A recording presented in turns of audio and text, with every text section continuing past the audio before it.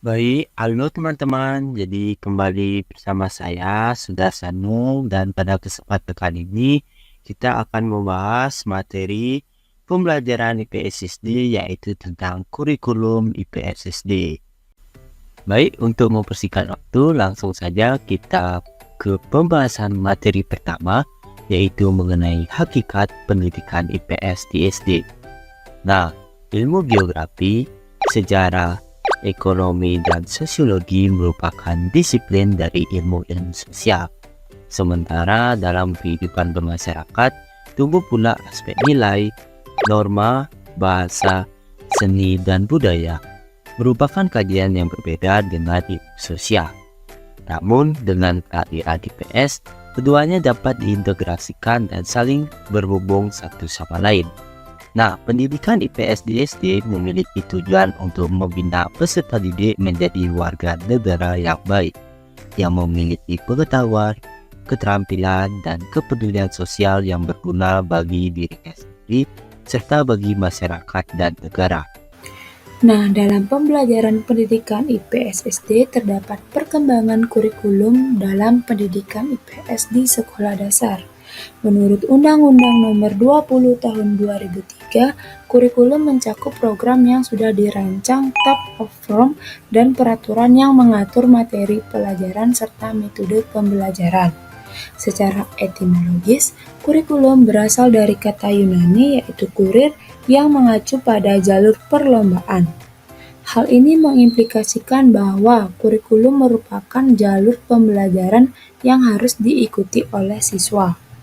Perkembangan pendidikan IPS di Indonesia mulai dari pertama masuk ke dunia persekolahan hingga saat ini memiliki perjalanan yang menarik.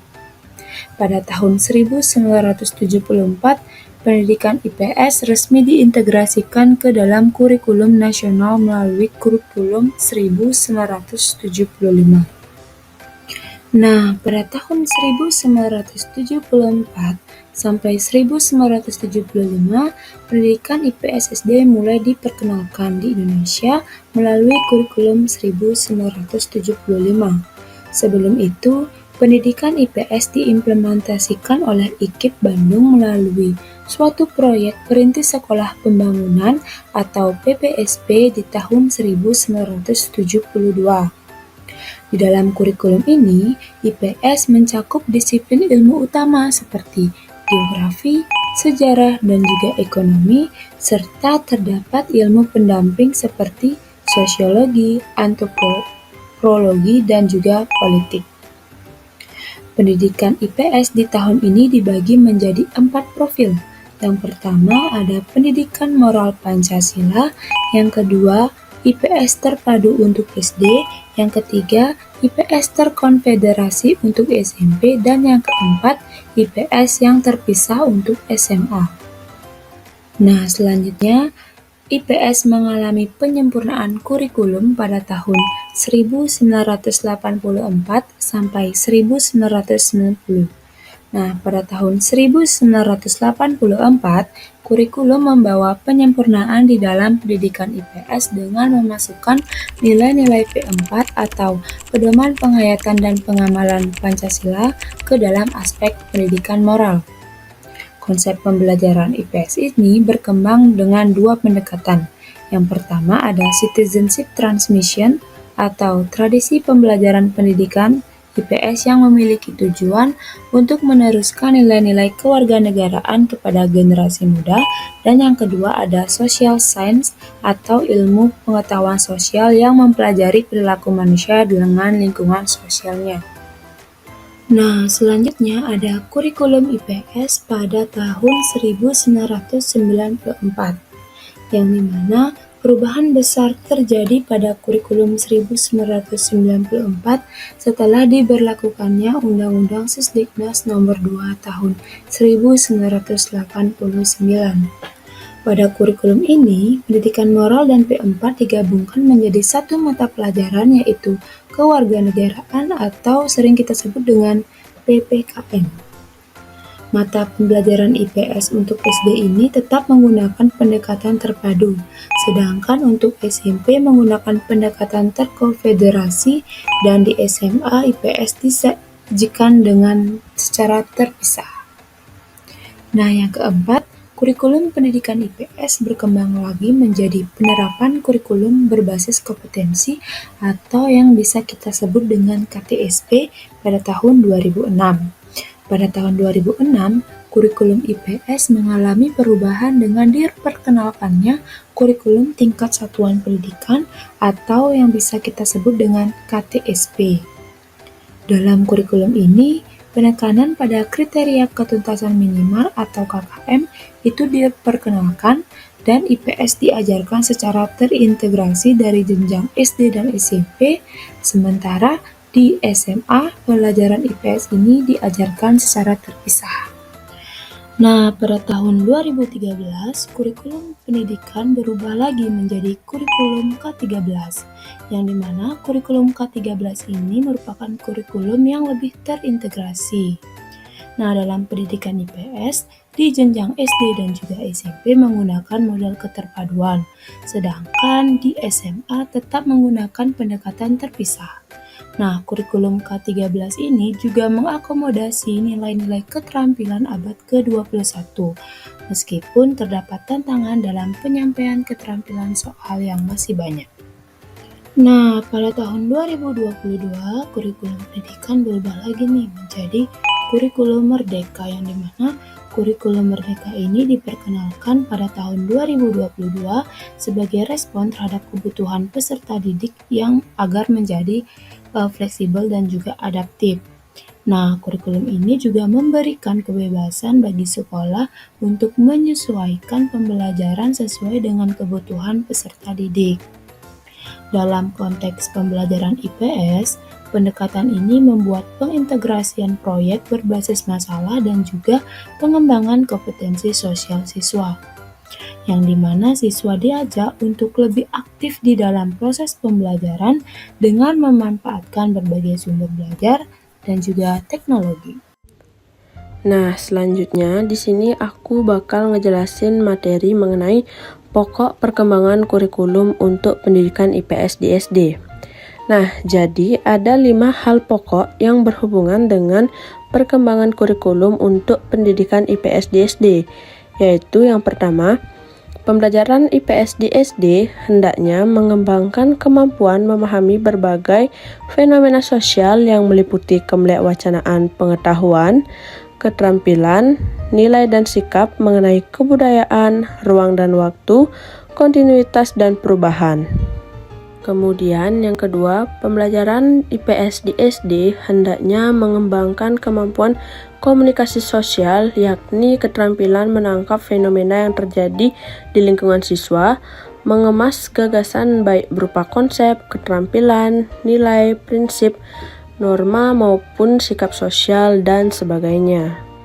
Yang ketiga, pembelajaran IPS di SD mengembangkan kemampuan dasar dalam memecahkan masalah sosial yang perlu dilatihkan kepada dalam proses pembelajaran di kelas.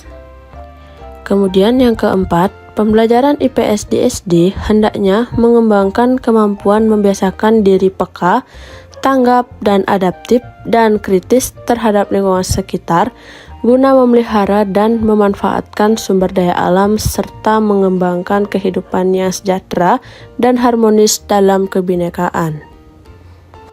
Nah, yang terakhir, pembelajaran IPS di SD hendaknya mengembangkan kemampuan peserta didik dalam menganalisis masalah sosial secara terpadu untuk sampai pada kesadaran bahwa ada saling ketergantungan antara fenomena dan gagasan dalam setiap pemecahan masalah sosial serta dalam membangun kehidupan masyarakat yang damai, dinamis, dan harmonis. Baik, untuk materi selanjutnya, kita akan membahas mengenai pendidikan IPS SD pada kurikulum Merdeka. Kurikulum Merdeka adalah inovasi yang direncanakan oleh pemerintah dalam rangka memperbaharui serta melakukan penyesuaian pada sistem pendidikan di Indonesia. di mana sistem pendidikan yang disusun dalam kurikulum merdeka ini diharapkan relevan dengan perkembangan zaman dan kebutuhan masyarakat. Salah satu aspek yang patut diperhatikan dalam pengembangan dan implementasi kurikulum merdeka adalah pada pembelajaran ilmu pengetahuan sosial atau IPS. IPS dalam kurikulum merdeka memberikan sumbangsi terkait perannya secara krusial dalam membentuki karakter serta wawasan sosial peserta didik. Dalam pembelajaran IPS, dikenal adanya pendekatan secara interdisipliner dan kontekstual, yang dimana dalam hal ini, pembelajaran IPS diharapkan mampu menghubungkan materi ajar dengan apa yang terjadi dengan kehidupan nyata di lapangan, sehingga peserta didik dapat memahami dan juga menerapkan pengetahuan yang mereka peroleh dalam situasi di keseharian mereka. Adapun beberapa hal yang ada dalam kurikulum merdeka dalam pembelajaran IPS. Yang pertama yaitu dari sisi perencanaan pembelajaran. Nah, dalam kurikulum merdeka, perencanaan pembelajaran IPS dirancang agar siswa dapat belajar secara mandiri, aktif, dan juga tidak hanya bergantung pada arahan guru, di mana guru melakukan asesmen diagnostik di awal untuk melihat kesiapan belajar siswa, lalu menyusun strategi pembelajaran, struktur belajar, dan penilaian yang relevan dengan kebutuhan mereka. Nah, tujuannya yaitu agar proses pembelajaran benar-benar efektif dan juga bermakna. Yang kedua, ada pelaksanaan pembelajaran. Pelaksanaan pembelajaran IPS berfokus pada pemberdayaan siswa agar menjadi pembelajar yang mandiri, aktif, dan juga kreatif. Guru diberi keleluasan untuk menyesuaikan pembelajaran dengan potensi dan juga kondisi siswa. Kurikulum Merdeka mendorong pembelajaran berbasis proyek yang kontekstual dan dekat dengan kehidupan sehari-hari. Dalam proses ini, guru berperan sebagai fasilitator, bukan satu-satunya sumber belajar. Namun, guru membantu siswa memahami masalah sosial dan juga menemukan solusinya sendiri melalui kegiatan yang bermakna. Yang ketiga, ada penilaian atau asesmen. Penilaian dalam kurikulum Merdeka tidak hanya melihat hasil akhir, tetapi juga memperhatikan proses dan juga perkembangan belajar siswa. Asesmen formatif dilakukan secara berkelanjutan selama pembelajaran dengan menggunakan berbagai metode seperti observasi, diskusi, kuis singkat, hingga proyek. Umpan balik dari asesmen ini yaitu membantu guru menyesuaikan strategi pembelajaran agar lebih tepat sasaran dan juga mendukung pemahaman siswa secara mendalam. Yang keempat, ada penguatan karakter. Salah satu fokus utama dalam kurikulum Merdeka adalah pengembangan karakter peserta didik. Dalam pembelajaran IPS, karakter dibentuk melalui integrasi nilai-nilai ke dalam kegiatan belajar yang dirancang dalam modul ajar. Nah, proyek-proyek yang mengacu pada profil pelajar Pancasila juga menjadi sarana pembentukan karakter, seperti gotong royong, tanggung jawab, dan kepedulian terhadap sesama. Hal ini sejalan dengan tujuan pembelajaran IPS itu sendiri, yaitu membentuk siswa yang memiliki pemahaman sosial dan juga karakter yang baik. Yang kelima, ada bahan ajar dan media pembelajaran. Materi ajar dalam IPS sangat penting untuk membantu siswa dalam memahami fakta dan juga masalah sosial, lalu belajar untuk menyelesaikannya. Di kurikulum Merdeka, IPS digabung dengan IPA menjadi IPAS. Nah, walaupun tergabung, materi disampaikan secara terpisah sesuai dengan konteksnya. Untuk mendukung capaian pembelajaran, berbagai media aktif dan juga partisipasif digunakan, sehingga proses belajar menjadi lebih menarik dan sesuai dengan kebutuhan siswa. Baik, untuk materi selanjutnya yaitu mengenai kendala dan juga hambatan dalam pengimplementasian kurikulum Merdeka pada pembelajaran IPS SD. Nah, di dalam pengimplementasian kurikulum Merdeka dalam pembelajaran IPS, tentu saja terdapat kendala dan juga hambatan dalam penerapannya. Nah, terdapat beberapa kendala dan juga hambatan yang dihadapi oleh guru atau pihak lainnya dalam perencanaan, pelaksanaan, dan juga penilaian pada implementasi kurikulum Merdeka, khususnya dalam pembelajaran IPS. Mulai muncul adanya ketidaksiapan guru dan peserta didik dikarenakan tidak maksimalnya guru dalam merencanakan pembelajaran dan juga kurang kreatifnya guru dalam melaksanakan proses pembelajaran serta penilaian. Ketidaksiapan dalam proses implementasi kurikulum Merdeka dalam pembelajaran IPS terdapat beberapa faktor yang menyebabkan, yakni Pertama, belum siap secara teknologi. Kedua, belum siap sumber daya manusia. Ketiga, waktu pelaksanaan, cara pelaksanaan, dan yang paling penting adalah sarana dan prasarana yang mendukung efektivitasnya proses pembelajaran sesuai dengan tujuannya. Oleh karena itu, hal ini secara tidak langsung akan mengakibatkan tidak tercapainya tujuan pembelajaran, tetapi juga tidak tercapainya motivasi belajar dan juga kemampuan untuk berpikir secara kritis dan juga partisipatif yang merupakan ciri khas dalam pembelajaran pada implementasi kurikulum merdeka. Nah, sehingga perlu adanya kebijakan khusus dan juga program khusus yang efisien dan juga efektif sebelum implementasi ini dilaksanakan dalam proses pembelajaran. Sebutkan dan jelaskan salah satu perkembangan kurikulum pendidikan IPS di SD, serta apa dampak bagi pendidikan IPS di Indonesia.